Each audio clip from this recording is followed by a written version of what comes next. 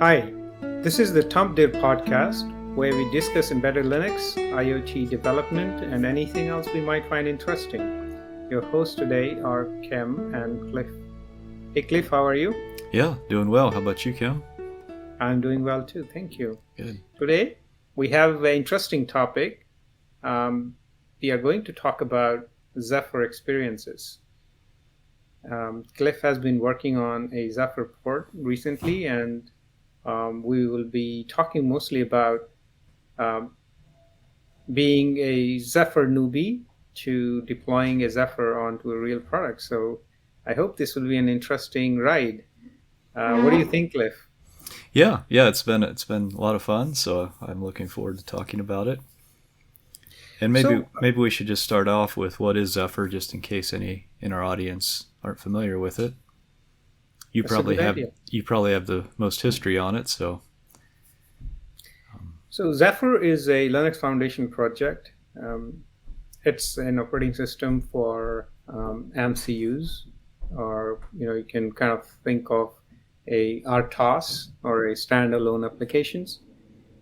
And it started, I think, in 2015 or 2016, where Linux Foundation started this project. It was seeded by several members, especially people who are producing SoCs in this area, and they had basically idea similar to what Yocto project brought in. They were trying to create common tooling and infrastructure for embedded Linux development. Similarly, Zephyr was an effort to create a common standard platform for um, MCUs or other real-time systems or RTOSs. And the project has been doing well ever since. We'll kind of touch base on it as we talk about.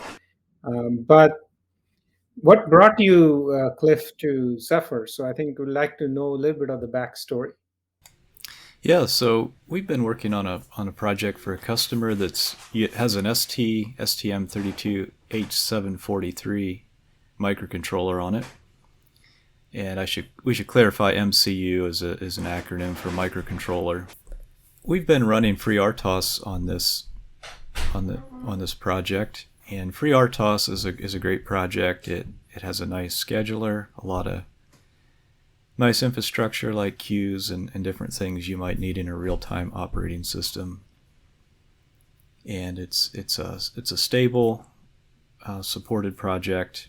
So we've been using FreeRTOS, and one of the reasons is the ST IDE, their Cube IDE, is well integrated with FreeRTOS. So they have a graphical configuration tool where you configure the chip, you configure the IOs, the peripherals you want, and you can also configure FreeRTOS in that tool.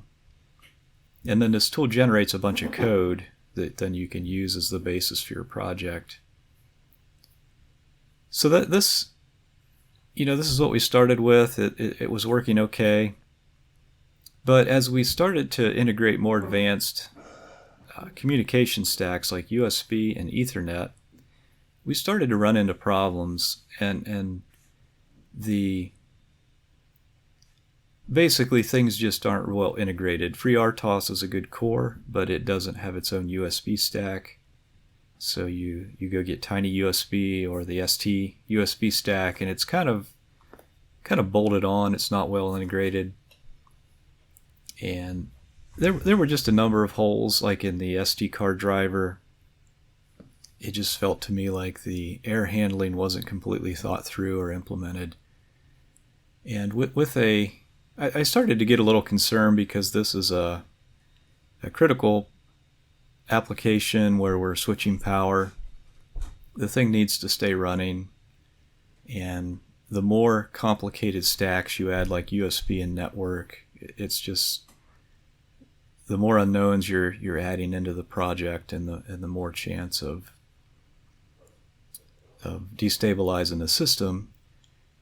So reliability is always a hard thing, and I don't know if we completely understand it. But anyway, I just felt felt that a well integrated system where USB, Ethernet, and all these components we needed are first class, well integrated, supported subsystems. So that's what really got me started down this path, and I'd been hearing good things about it. So Mm-hmm. we had a change in personnel in the project, and I talked to the other engineer and I said, what do you think about Zephyr? And he was game to try it. So he took about a week, and he's working part-time on it, and in a week he had Zephyr ported to this product and Mm-hmm. up and running, and most of the drivers working within a week. And this really was exciting, and really gave us a lot of confidence that this is a good move. And most of the work during that week was just simply configuration. Mm-hmm. It's most of the stuff's there. You just have to figure out how to configure it to make it work. Mm. So, if I hear you right, so essentially you basically were working on whatever your silicon provider's SDK was providing you, and then um, as you kind of started getting to enabling features you needed in your product, you ran into walls, so to speak, and there were issues that you were not making good progress on, and then you switched to kind of, hey, let's give it a shot mode. And I'm surprised that within a week you were able to bring it up on the board, and that in itself is a good thing about the project. So um, now, what did you discover? Because I know that the project has also gone through its own um, maturing, and they Mm-hmm. have taken decisions for development, for their build tools and stuff like that over a period of time. So, what were your findings when you started playing with it? Yeah, Zephyr takes a very different approach than most other um, microcontroller real-time operating systems, and it feels a lot more like Linux. That's basically the summary. So to people who have done Linux development, it feels very comfortable because they use the Kconfig configuration system. And I'll say a thing, and they also use device tree, which those of us who work with ARM Linux system on chips, we're very familiar with device tree. And while these things are kind of, they're complex, let's not have any illusions that it's easy. They're complex, and there's a lot of knobs to turn. But the nice thing about this is everything that you may need to change has been abstracted through these configuration mechanisms. Mm-hmm. So it's not like a bunch of generated code where you don't really know what you need to change and what you don't. You just have to go in and start porting, and then the new version of the tool comes out. Now, I'm talking about the classic MCU tools, and you regenerate your code, and some of your stuff gets overwritten if you aren't careful about isolating your changes. None of that was Zephyr. Everything that you might need to change is abstracted in device tree or the Kconfig, and so that's a very granular configuration system. And this allows you to build like an RTOS for a tiny little system, which is just a bare minimum, just a scheduler and maybe a UART driver and things like that, all the way up to USB stacks and network stacks and MQTT and a whole host of other protocols. Mm-hmm. So that's the big one, Kim, is the configuration. The other thing is it's very command line driven. So again, you check out a Git repo, all the tools. There's a tool called West, which drives the build. And this tool is a command line tool. You type West build, you type West debug, you type West update. It's very comfortable for those of us who like command line tools. Command line tools, again, this was very refreshing because I came from the ST graphical environment where there was no command line way to do a build other than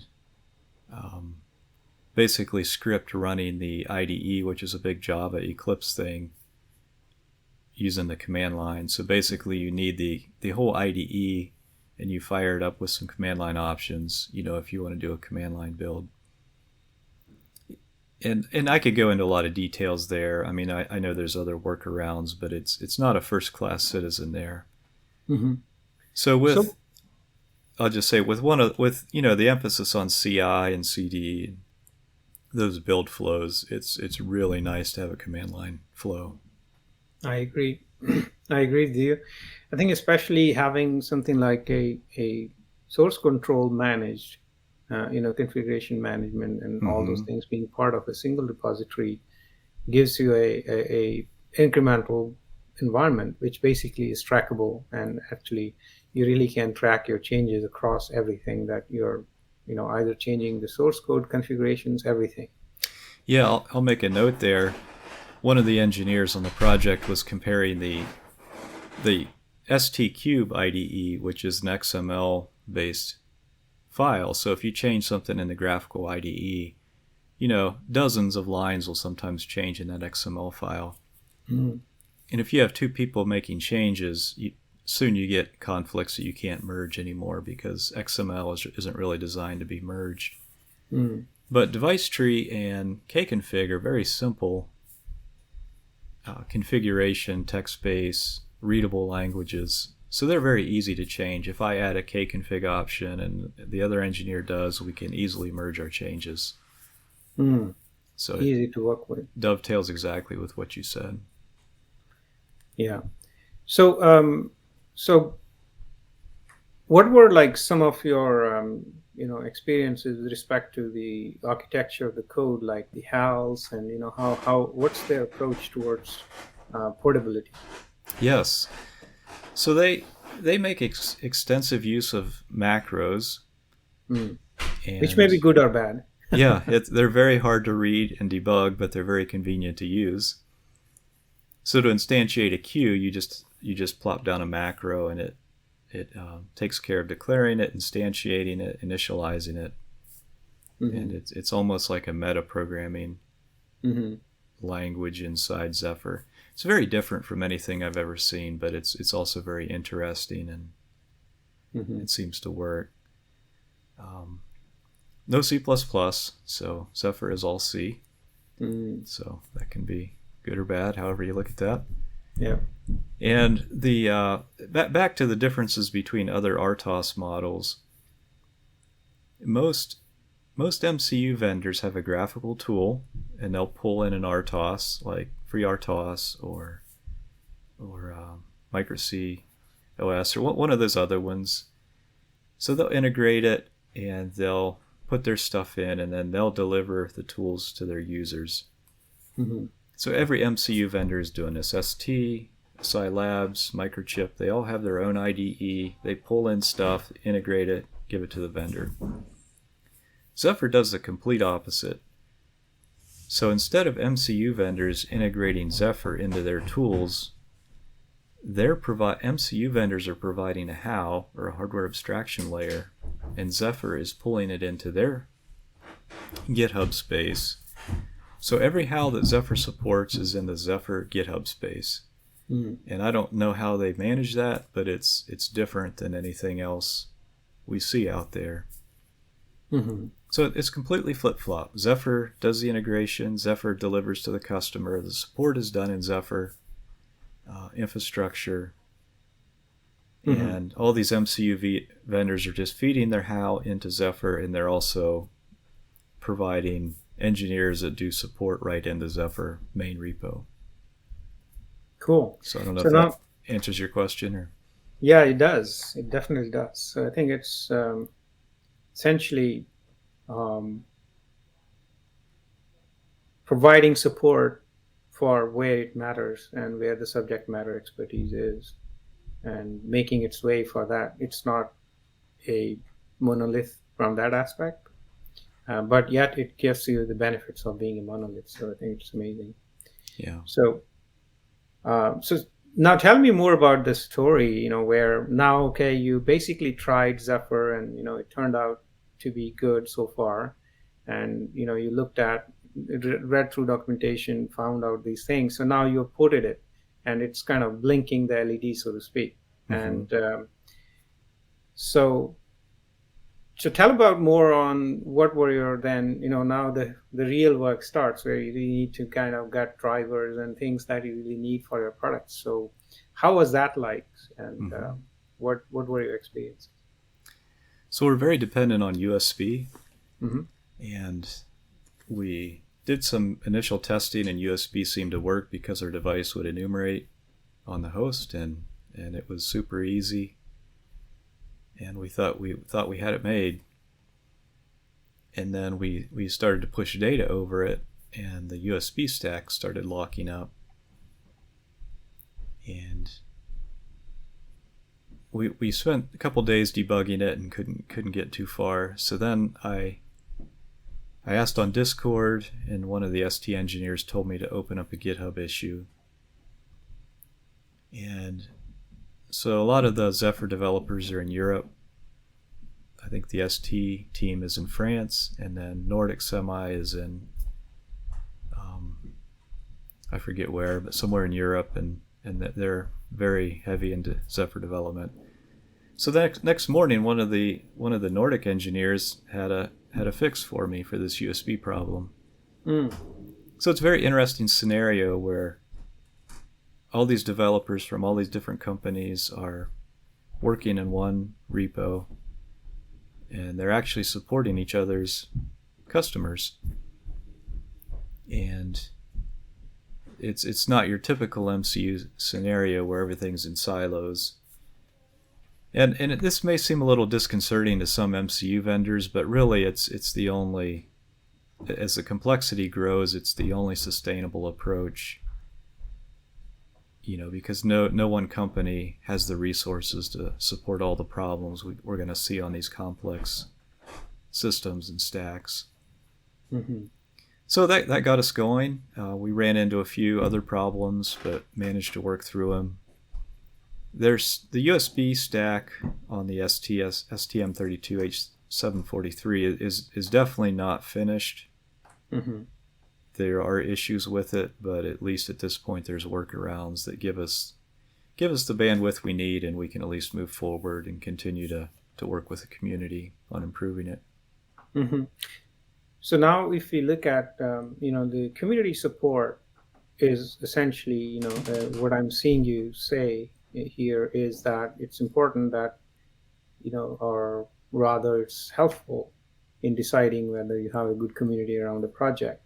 Mm-hmm. And that can come and help you, or you can basically go and discuss, even in some cases it may not be a direct help, like what you described, but it could just be, hey, am I doing it in the right way? And you can kind of, open a GitHub issue and discuss it over there. And so it kind of helps you also to do the things that are just yours, to do it in a right fashion. So it's kind of, I see it that way too. Sure. So they follow Discord for discussions, which is interesting. So they've moved away from IRC and whatnot. So interesting. Yeah, they're very progressive. They use Discord for chat, and they also use GitHub issues and discussions, and of course pull requests. So it's not the typical Linux-like workflow where patches on a mailing list and IRC and email.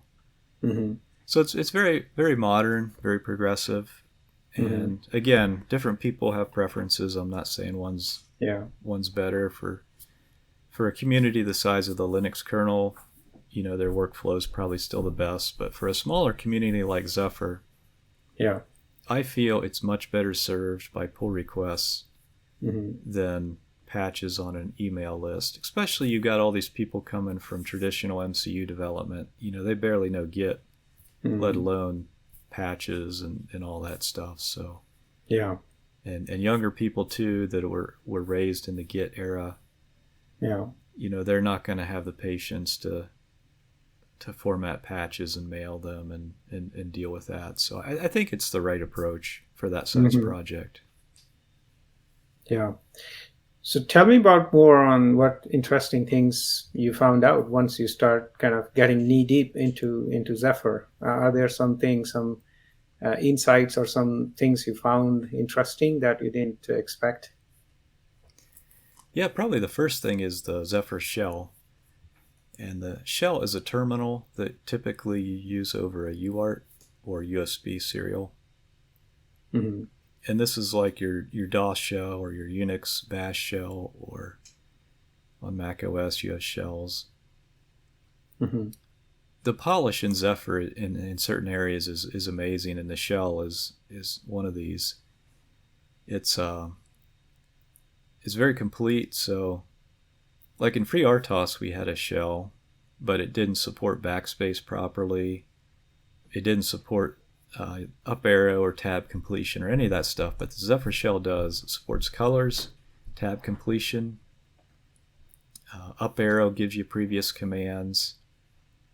If it's spewing out log messages and you type something, what you're typing remains at the bottom of the screen underneath the log messages scrolling above until you complete that command, and then it gets thrown into the log flow. But it's nice because if you want to type like kernel threads to see what your threads are doing, you can do that at the same time you're scrolling log messages, and then just scroll up and see what the output of that command was. So that probably, the shell is pretty flexible, and they have a lot of different transports. I haven't looked at them all. But projects like the Beagle Connect Freedom, they're actually piping the Zephyr shell over a radio connection back to a Linux host. So there's a lot of abstractions like that in Zephyr, which allow you to plug things together, kind of like Legos. So probably the other thing that was interesting in Zephyr is the logging mechanism. And again, being an old Linux guy, printf debugging is very comfortable to me. That's how I typically debug. And a debugger is typically only used in the case of a crash. And this is different than most MCU developers. Most MCU developers are very used to using their breakpoints and using a debugger where you set breakpoints, you stop, you inspect values. And those are powerful tools, but it's with more complex data flows and stacks and subsystems, hundreds of thousands of lines of code, it becomes very impractical at some point to single step through this much code. So the Zephyr logging has a few features I really like. They have a nice set of functions that allow you to print error warning, information, debug, your standard log levels. It's super easy to add logging to any module. So you just define the logging for that module at the top of the C module. And then if you do log_dbg in that module, it'll automatically apply that log message to that domain that you specified at the top of the module. I don't know how they do this. It's magic, but somehow with all their macro stuff, they can make all this happen. So then you have all these domains, and a typical Zephyr project might have 50 logging domains. You have USB, you have UART, you have a bunch of kernel domains, and then your application code might have a dozen different logging domains. And you can enable or disable or set the levels of all these domains at runtime in the shell. So if you're running into a problem in one area, you just crank up the logging for that domain, and you can quickly see. So again, with complex data flows and data paths, having the ability to trace through history what's going on is very effective. Interesting. So, Yeah. And I guess these are like really good features that probably a power developer they empower the developer to kind of be very flexible about what or quick about um, their problem solving. So additional steps, I guess, um, inspirations from a system like Linux hmm all along. And I think this is a good thing. Sometimes you want to take good learnings from one project to another and vice versa. And I see this as one aspects of the project, Zephyr project here, where you know they looked around the best practices around different successful projects, and then they sort of adopted them in their own way. hmm You mentioned about shell typing, and I don't use a serial console on Linux because it's spewing messages. I can't type anything in there. Yeah, because the Yeah, characters disappear before you finish typing it. Yeah. yeah. And this is a little thing, but because they paid attention to it, because most of the time on Linux systems you can SSH into the system, so you really hmm don't do the serial stuff unless you're bringing it up, at a board bring up level. But here, you know, terminal is a big interface into the MCU, so paying attention to that, doing it properly in that way is really powerful, in my opinion. Right. And I'll just mention one other thing. In a traditional debugger, you may set a breakpoint and then go start peeking through memory Mm. to inspect memory. So I had an issue where I was debugging some encoding of some serial data, and I had to do a dump of the data, hex dump of the data. And since I wasn't using a debugger, I started looking at the logging, and sure enough, they have a log underscore hex dump underscore debug. Mm. So I can just pass it a buffer and a length, and boom, it outputs a nicely formatted hex dump of my data Mm. in the shell. And so, a logging really gives you a lot of the same capabilities as a debugger. Mm-hmm. And again, there's trade-offs. In some ways it's slower, in other ways it's a lot better. But really you can peak at any value you want. And Yeah. in some ways, where you're tracing through a big long complex path, it allows you to see it's much more efficient in some Mm. ways. So do you have any comments on the tooling and performance or things of that nature? How, or are you still exploring those areas? Yeah, we're very pleased with the tooling. You just type West Flash and it programs right through an ST-Link. So all that worked out of the box. A couple Mm-hmm. times when things were crashing, I've used the debugger, and that's just command line GDB. There may Mm-hmm. be a way to integrate this with a Visual Studio Code or something if you Mm-hmm. want a graphical debugger, but I've never bothered yet. So with the command line debugger, I run it, wait till it crashes or stop it, and then do a backtrace, and then you can quickly see where you got stuck or what Mm-hmm. happened. Performance has been quite good. We've been, like I said, running 15 kilohertz data over USB and encoding that. We've been doing some protobuf encoding. As far as we can tell, we're barely using 1% or 2% of the CPU to do all Mm. that. Wow. So hopefully they're telling us the truth, because I'll be disappointed if.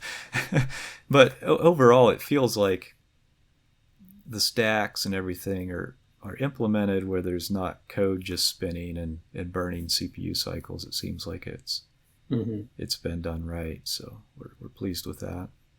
Cool. So any challenges you see, or any places where if somebody from Zephyr community is listening to this, you have some messages? Yeah. Configuration can be hard and challenging Mm-hmm. because there's thousands of knobs to turn and tweak. So they try to document everything, but it's such a big system that the documentation is pretty good, but again, there's holes in it. Mm-hmm. So sometimes you have to be comfortable falling back on the community for support, being patient. The Zephyr uses system calls, so it's kind of like an OS where the system calls go through some type of mechanism where it's just not a strict function call. So if you're tracing through the code and you hit a system call, you'll see a discontinuity in the code that you can't really easily follow it through.